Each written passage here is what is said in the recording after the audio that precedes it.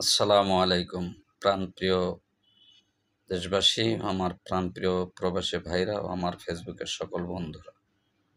প্রিয় ভাইরা, মানুষ মৃত্যুর পরে বলবে, আল্লাহ আরেকটিবার দুনিয়াতে যাওয়ার সুযোগ দাও, নেক কাজ করে আসব,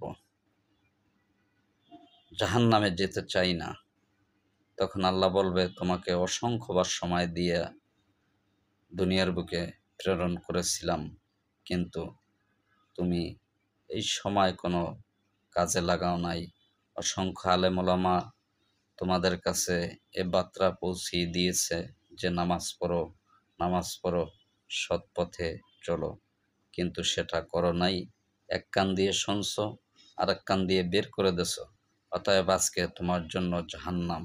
আফরিসু মিন জাহান্নামা মিহাদা ও মিন ফাওকিহিম গাউস।